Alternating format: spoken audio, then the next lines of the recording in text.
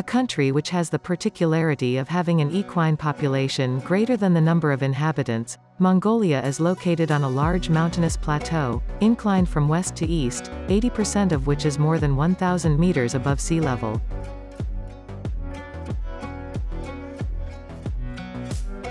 Its climate is one of the most continental in the world, with temperatures dropping to -40 degrees in winter and exceeding 40 degrees during summer.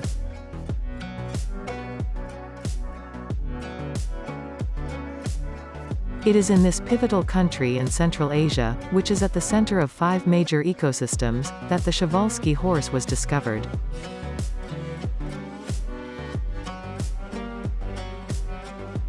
It was named after as Polyakov in 1881, inspired by the Russian explorer Nikolai Mikhailovich Przewalski, who saw Przewalski horse in 1879 in the mountains bordering the Gobi Desert, when it was considered as off.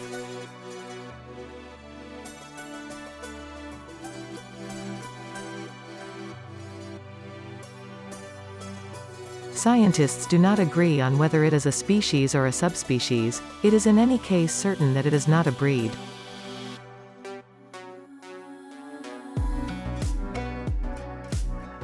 If the Przewalski horse still exists, it is through the reintroduction into the wild of horses that lived in captivity in zoos.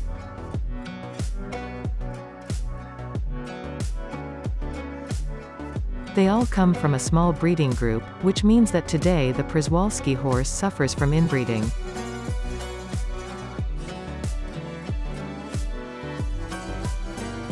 The Przewalski horse descends from an independent regional genetic group, originating from the eastern Eurasian steppes, which differs from that which gave rise to today's domestic horses.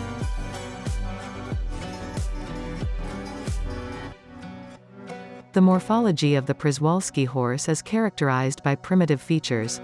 It has a large head, eyes that are placed upwards and not to the sides like other horses, long ears and a fairly large body. More than 90% of horses suffer from a facial anomaly which is caused by a malformation of the bones of the skull, which causes misalignment of the teeth, thus reducing its life expectancy. Her coat, incorrectly defined as Isabelle, is always bay with the dun gene. It has primitive markings, a white belly and nose tip, and dark extremities. He is 1 meter 20 to 1 meter 40 tall and weighs 200 to 300 kilograms. The Przewalski horse is capable of withstanding very large temperature differences, a legacy of its life in Mongolia where the climate is sometimes extreme. A horse with a highly developed wild instinct, he is suspicious of man, to whom he owes his disappearance in the wild at the end of the 1960s.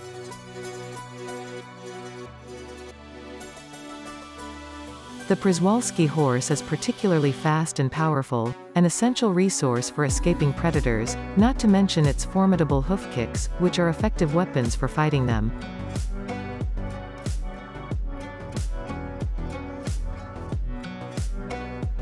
After numerous attempts, it is undeniable that the Przewalski horse cannot be trained, so it is not possible to practice an equestrian activity with him. Constituting the oldest population of horses living in the wild, it represents above all a heritage whose protection is crucial, which explains the efforts made since 1990 to reintroduce it into the wild.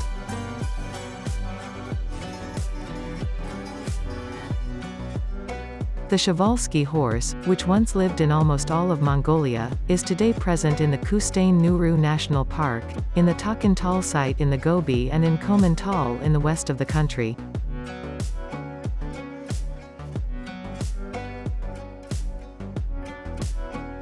Abroad, the Przewalski horse has gradually benefited from breeding in semi-freedom, as in Belgium in the animal reserve of the Domaine des Grottes de Han, in France on the Casse Mégine in Lozère, and in China in the Kalamili Nature Reserve.